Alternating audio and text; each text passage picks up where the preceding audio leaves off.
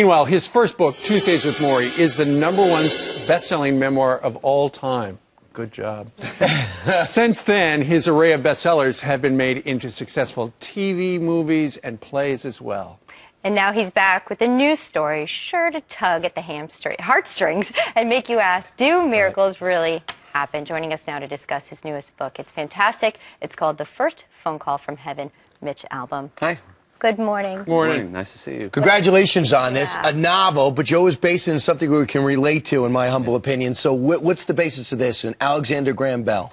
Well, it's a story about a small town in northern Michigan where I live that starts one day just getting phone calls from heaven. Only it only happens to a handful of people. It only happens in this one little town. Right. And it follows what happens when the world starts to find out about it and everybody starts converging on this town because they want a piece of the miracle. Then the media starts coming. Sure. It starts becoming bigger and bigger.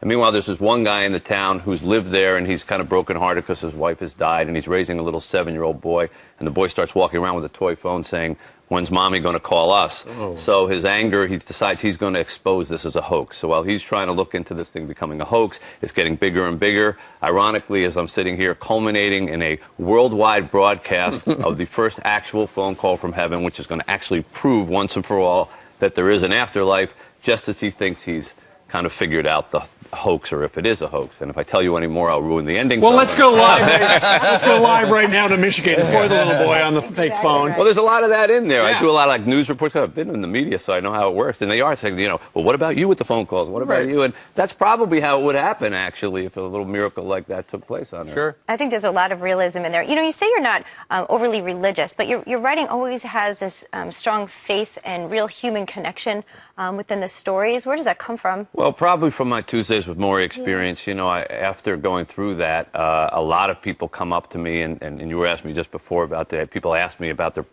issues or problems. And one of the last things Maury said to me before he died was, "I want you to come visit me at my grave and talk to me." And I said, "Well, how am I going to talk to you?" He said, "Like we're talking now." I said, "But you won't be able to talk back." And he said, "Well, I'll make you a deal, Mitch. After I'm dead, you talk, I'll listen," you know.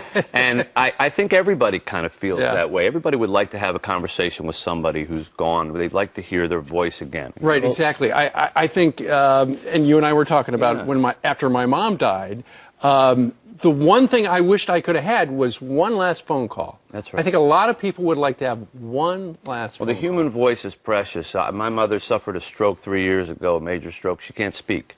And I haven't heard her talk in 3.5 years. And I used to, as a kid, wish that she'd stop talking. You know, that's what every kid says. And then all of a sudden, you just miss that voice. And I think the human voice is such a precious thing that connects people. And yet we're in a world where we're getting totally disconnected. All we do is text one another, send Facebook posts, you know. Right, now, so you 5 books, all have a special message. What are you proudest of in this? The point of this is, well, first of all, it's kind of different. It's longer for me. It's got a little more characters in it. You develop the characters. Yeah, but hopefully people take away the idea that if you have a little miracle and it happens to you, it doesn't really matter if the rest of the world believes it or not. You know, you've seen people who have lost somebody and they're in their bedroom and all of a sudden a picture falls off the counter. They go, "That's a sign. It's a sign." They were talking. You can bring a physicist in and they'll prove why that fell off, but it's not going to change a person's mind. And the point of the first phone call from heaven is, if you believe that you're on the phone with somebody and you're talking to your loved one, it's okay. If that makes you feel better, it's all right. Like your dream or, my thoughts. What a great time for us to do this around Christmas. It's perfect. Good job, Mitch. It might have been Freudian slip when I said tugging at the hamstring, because I have a feeling people are going to be running for this. No, that was a good save. That was good. It took 5 minutes, but it was a great save. She was thinking about it. I get there on my own time. All right, so check it out. So The First Phone Call from Heaven. Mitch, thank you very much. Good luck to you. All right, coming up straight.